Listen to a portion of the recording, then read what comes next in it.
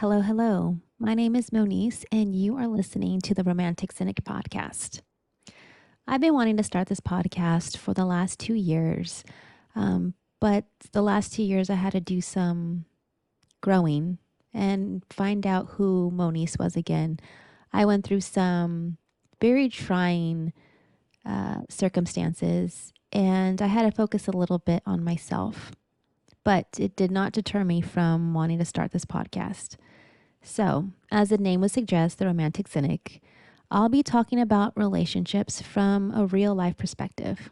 I'll be sharing my own personal experiences. However, I will let you know that I have decided to change the names to protect the innocent and, of course, the naughty. Relationships seem to be all around us. And for some reason, relationships will either make us or break us. And particularly with so many distractions from social media and other things today, relationships seem to break us because they create an idealistic image of what a relationship is supposed to look like.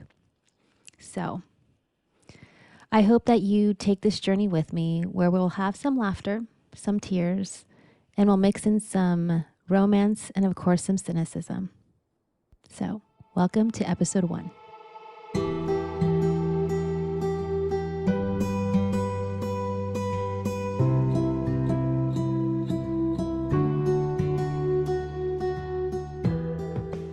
So the first question to answer is, how did I become a romantic cynic? Quite easily, actually. But let's start with the first word, so romantic. My mom actually helped me evolve into a romantic person. My mom is a huge film buff, so she introduced me to a lot of the films from the golden age of Hollywood.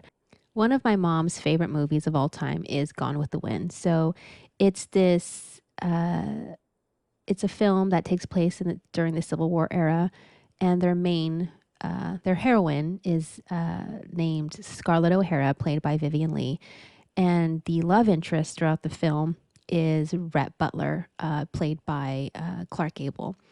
So I watched this movie quite often growing up. It was probably something that my mom watched at least once or twice a year, and it was this very interesting dynamic between the two characters. Scarlett is a Southern belle who's very haughty, and is kind of used to getting her way for the most part, but she's also very strong and very independent.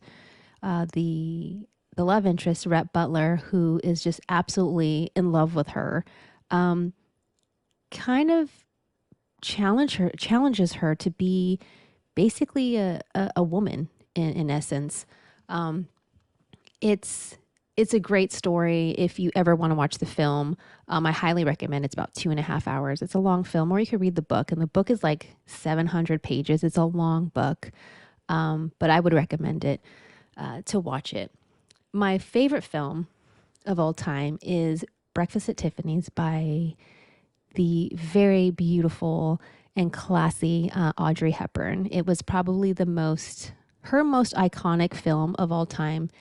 And I'll be completely honest, I didn't like the film when I first watched it, only because I didn't understand this dynamic love interest relationship between Holly Golightly, Audrey Hepburn's character, and her love interest, Paul. So she's this New York playgirl in a sense, and Paul is this kept man, is all I'll say. But they grow this beautiful relationship between the two, and they become best friends, and they do a lot of things together. And of course, they hit some of their bumps along the way. But I didn't understand the film because, one, I never had been in love the way she was in love with with Paul. And I didn't understand that until until 2 years ago, when I myself had that experience, and I rewatched it around that time, and I absolutely fell in love with the film because I knew the struggle that she was going through in terms of not wanting to love this person, almost like this forbidden love in a way. And so that's one of my ultimate favorite films, and it's a beautiful love story. My other favorite film, and also my favorite book of all time, is Pride and Prejudice, and I like the version with Keira Knightley in it. You have, Elizabeth Bennet and Mr. Darcy, and a lot of people who have seen the film, you understand that Elizabeth is very much, she's kind of prideful, and Mr. Darcy is kind of like has that prejudice side to it. You have to love Mr. Darcy because at one point, he will literally do anything for Elizabeth. And it's like, how does that feel? Like, how does that make someone feel when you know someone would do almost anything for you?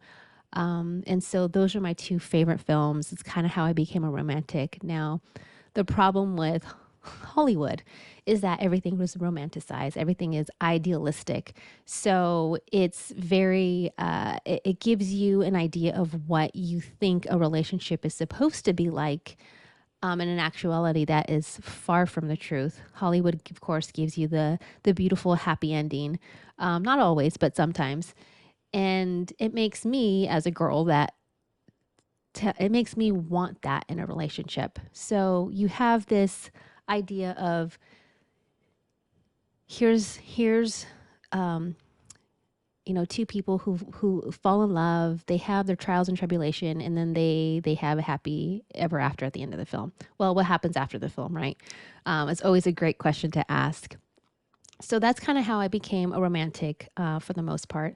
Another thing that kind of shaped me, and you can either be it from a positive or negative perspective. I like to call it a realist perspective. My parents have been married for 40 years, happily married. And I remember growing up that my parents never fought in front of us children. They didn't have arguments in front of us children. So I joke about this with my mom now. It's like, you and dad had set us up for failure in relationships, only because when I entered my first relationship ever, the boyfriend that I was dating at the time, he and I fought a lot, and it was hard, and there was tears and there was crying, and I just remember, wow, this is a lot of work. I didn't is this supposed to be a relationship? Only to, of course, find out later that my mom's like, yes, relationships are hard. But I will delve into that whole relationship further down as we go through this podcast together. Now, for the cynic side, becoming a cynic was actually really easy. My first cynical experience, I would say, was in elementary school. I was probably in the second or third grade at the time. I cannot remember for the life of me which grade it was, but I'll paint you a story. So I was in elementary school at the time, and I was very kind of this tall, gangly type of girl that no boys liked. Fact, no boys liked.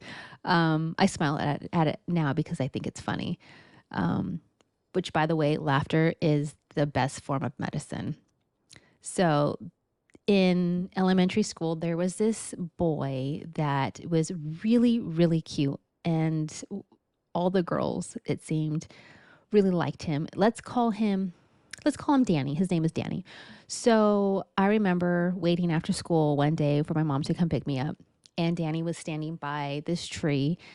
And he comes up to me and he's like, hey, Moniece. I'm like, hey, Danny. And he's like, you're pretty. I'm going to pause right there. He said I was pretty. Now, any little girl in elementary school would love to hear that the boy she has a crush on to tell her that she's pretty. I mean, that's just a really like good feeling, right? So I felt that pure little happiness for about a minute. Actually, I take that back. Actually, for like a nanosecond, I felt it. And then he quickly follows up with, yeah, pretty ugly. So that's kind of hard to hear when you go from someone telling you that you're pretty to pretty ugly. And kids, yes, can be cruel, and they're far crueler now than they were back then. I could not be a child growing up in this day and age now. Um, However, that was my first experience of someone just being rude and mean. And I remember thinking, wow, this is not a good feeling. You feel less than. And I mean, even when you're like in second and third grade, like some of those interactions can really shape you. And as you can tell, I remember that distinct memory even after all these years. And I would say that was my first experience of being shaped into a cynical person. Now, I'm not as cynical as I used to be, but when I get into my cynical moods, I am a huge sucker for Linkin Park's Hybrid Theory. That is the soundtrack of my life. Quite a few years ago, because that was the one album that really kind of helped me survive a very volatile relationship. And so that is how I became a romantic cynic. The point of me sharing these stories with you today is I want you to get to know me.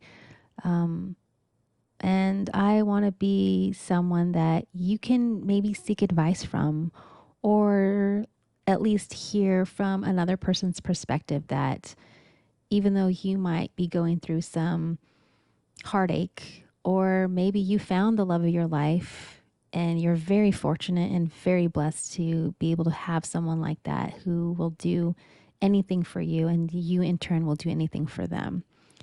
And so, part of this podcasting journey of mine is to have some, I guess you can say, some closure and really get into insights of what I see on a day to day basis as far as relationships go. I have some really amazing stories of what a real love, real partnership looks like, and that I will share with you later on down the road. I hope that you found some laughter listening to my podcast today. Next time, I will actually go over how I got here. In all honesty, so that one will be based on my experiences from 2 years ago. I had, just to give you a little bit of a snippet, I went through a separation, filed for divorce, and my divorce was finalized. And it was a really good moment for me because it was something that I needed to do for myself. So I will end my podcast here today. And just what I want to let you know is be kind to yourself. I know sometimes it can be hard, especially with maybe how you're feeling or what you've experienced, and maybe have a little less hope than what you would like. I know I had to learn to be a lot kinder to myself. And so be kind to yourself, and hopefully you learn to love who you are. And I hope that I have helped you in a small sense. So thank you for listening. Yours truly, the Romantic Cynic.